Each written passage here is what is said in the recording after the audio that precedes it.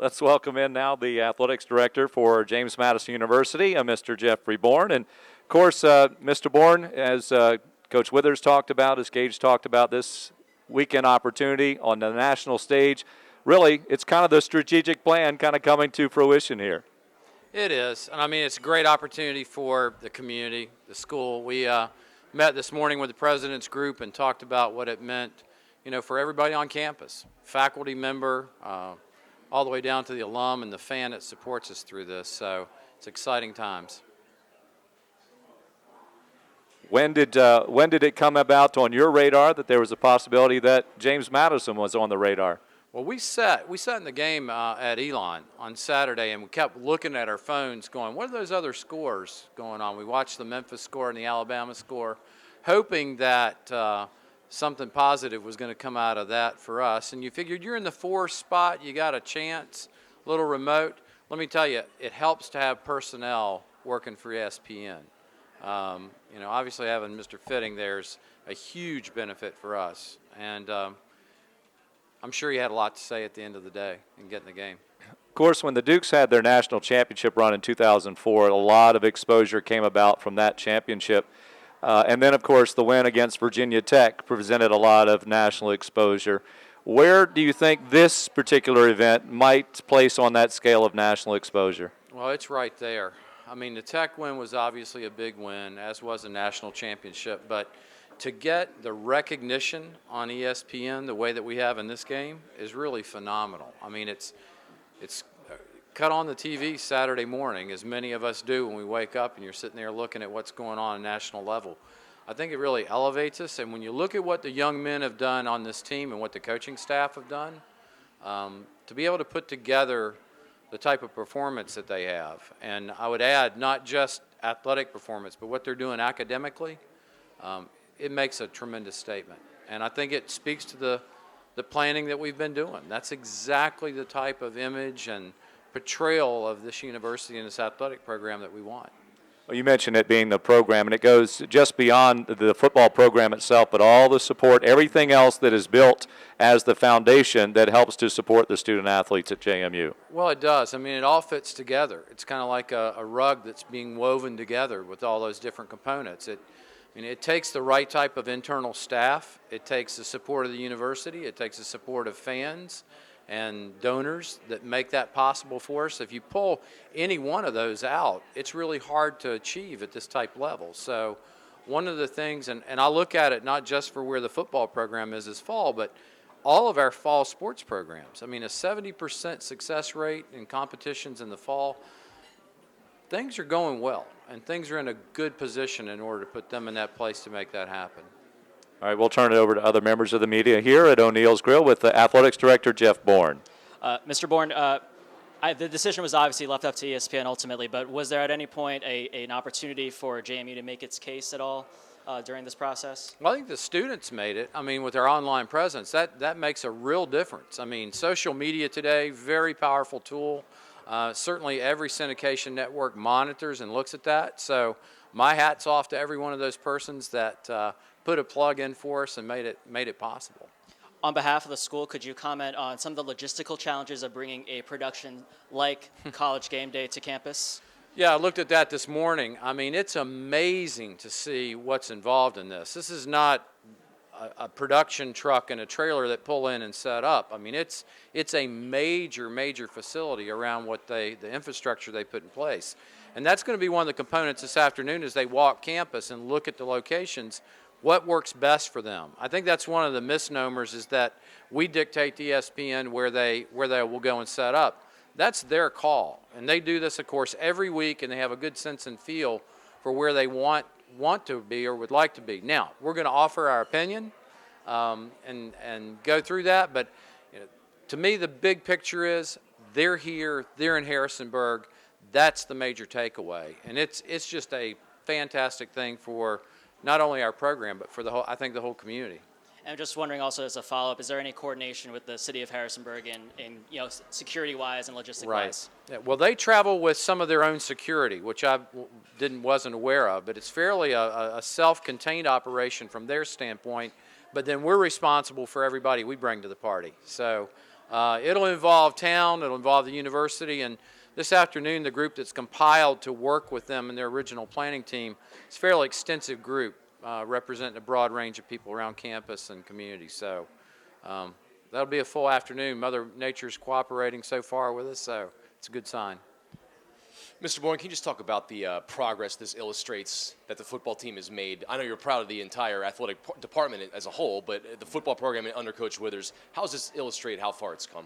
Well, it validates our hire from last year. I mean, it validates hiring Everett Withers was the right decision. And he's done a fantastic job. Again, you see what happens out on the field on Saturdays. I want to say that it happens across the board. The academic piece that he's working on, he does a terrific job. He's an excellent coach. He's hired a terrific staff.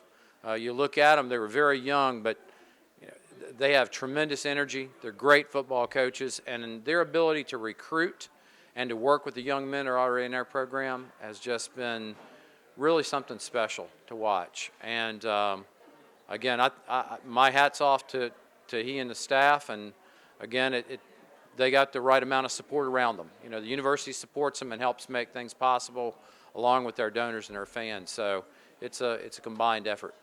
You know, and then I know it sounds a little basic, but can you imagine a better weekend? ESPN, national spotlight, or in-state rival, two good teams. I mean, does it get anybody better than this? I know it's cliche, but true.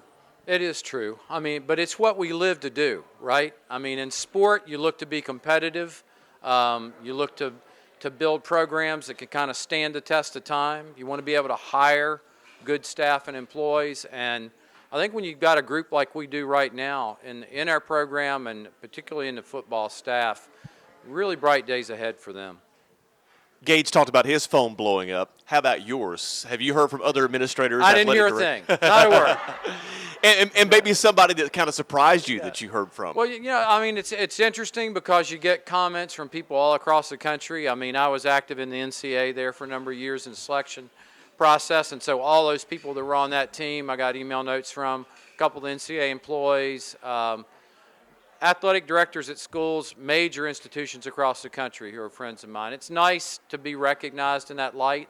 This is not something that happens very often, particularly at the FCS level, so it was really nice. And of course, you get your well wishes from your brothers and your sisters. That's always helpful too, in your family.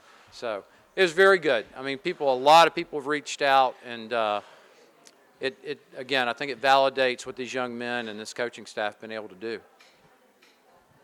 Jeff, how much do you watch Game Day regularly? Is that, you said it's on usually? Yeah, I mean, I do. Yeah, I'm a Game Day fan. Yeah. One thing I've realized about television is that I have to record a lot of it because I'm working when those shows are going on, and so I'll record them. But I watch my youngest son from the time he was probably 4 years old. What's the one thing you do on Saturday morning? He was in front of Game Day from the time he was just a tiny little guy, and he texted me after the announcement yesterday from New York and said, I'm excited to be able to actually see a little bit of this in person. So he's coming back this weekend to be with us, and just what that means to a lot of the youth of today that's sort of grown up with it and watched it. It's going to be a really special time. What's your favorite part of the show? Do you like the headgear? I like when Lee Corso has to put that Duke Dog head on Saturday. That's working for me.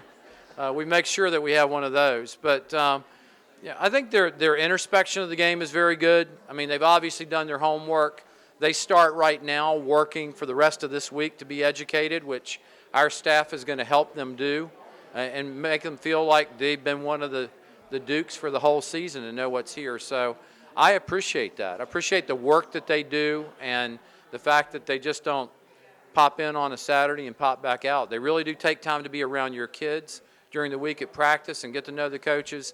That, to me, is very important. Do you expect that spot to be in front of Wilson? Is that kind of what you guys are thinking? I really don't know. I mean, I will tell you, I think there are a lot of good spots on campus. We're fortunate to have some really good spots. At this point, I don't know where they will go.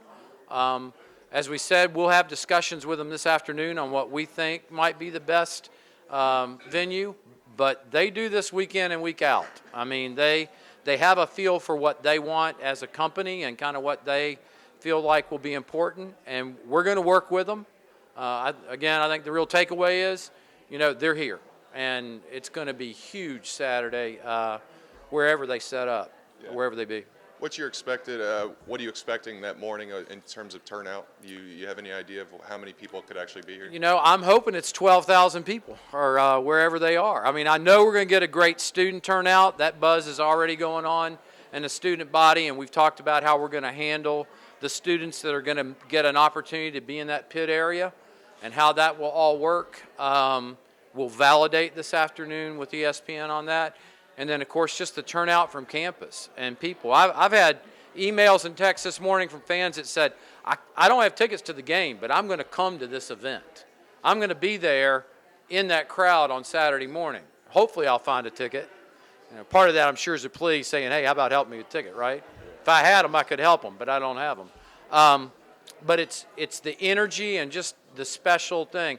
A good friend of mine was the ex-athletic director at North Dakota State, and he sent me a text before I came in here this morning. It said, we've done this where I was. He said, this is an awesome opportunity for your community. And he said, it's going to be a great community event. He said, I'm happy for you guys, and send me a note after the weekend and let me know how that went. But you're going to have a lot of fun. So there's a person that's been through the FCS thing a few times and won a few national championships, and they're talking about what that buzz is like. So I think it's a great thing. What's his name? Gene Smith. Or not, I'm sorry, not Gene Smith. I'll tell you here. I know Gene, but I don't know Gene's last name. But he left North Dakota State. He's actually an associate athletic director right now. Great guy, Gene Taylor. Okay? But wonderful person, and again, like I said, been through this a time or two. Mr. Bourne, and sometimes it can be a challenge, obviously, to get the students to stick around to a ball game, what have you. Can an event like this help to really cultivate the culture that you want at James Madison in terms of your fan support? I think that's a great question. I really do. I mean, part of what we're asking is build a culture. One of the neatest things we do as a football program is after the game, all those kids and coaches go to the far end of the field, they stand in front of the band, and they sing the JMU song, right? I mean, it's just the absolute neatest experience to sit there and watch that. Unfortunately, recently, a lot of our fans have left by then, and that's something that I hope everybody will stick around and will help join them in that song. I mean, that's a cultural thing that we want to start here. So if this weekend will do that for us and start that movement, I think that could be a really special thing for us. Any other questions, gentlemen? All right, thank you. All Thank right, you, Mr. guys, Bourne. see you Appreciate Saturday. it.